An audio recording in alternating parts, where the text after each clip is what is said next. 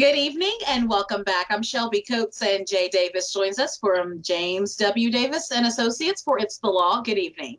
Good evening. All right, Jay, here at 41 NBC, we receive so many calls and emails about Middle Georgia tenants and poor living conditions. People complain and they have photos of mold, no air conditioning, roaches, mice, and just things not being fixed. So first, we just want to ask, does a lease legally require a landlord or a company to make repairs or fix up conditions? It requires the landlord to maintain the premise in what we call habitable conditions.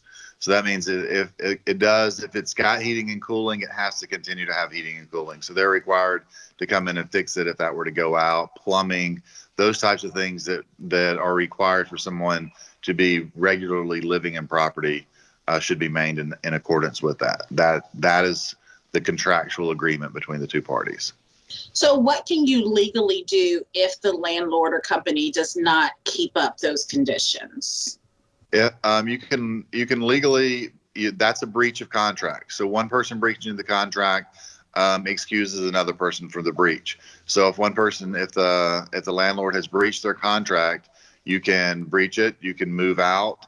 You could not pay or withhold a certain amount. You could use some of the funds in order to fix the issue yourself. But those are issues that go to habitability, not just because some portion of it that doesn't necessarily render it inhabitable has gone unrepaired.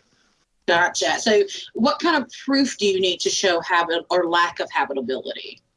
Well, it's really going to be a decision that it really could ultimately determine by the judge. For example, if a dishwasher was not functioning, and you were saying, "Look, this is an habitable issue," that's probably not enough to be an inhabitable. Whether or not the property is habitable or not, it's probably not going to be that. So, breaking the lease could hold you in breach of the lease yourself. However, more than likely, fixing that or having somebody repair that, having a bill or receipt that had to be repaired, and submitting that if that's a reasonable repair, and submitting that after you've made contact with the landlord and made that person or that group aware first, would probably be allowed to have gone ahead and fixed that yourself if it's a small repair like that.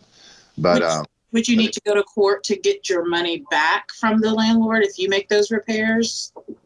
Well, no. If you would make that repair, what you would do would be withhold that from your rent, tender that. Let's say you spent your rent's $400. Let's say your rent's $800, and you spent $350 on that.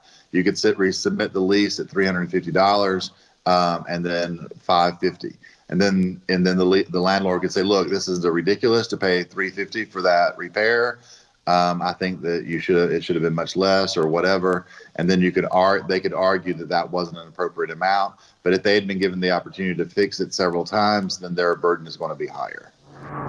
All right. Well, good to know. Thank you, Jay, so much for breaking down all that information for us.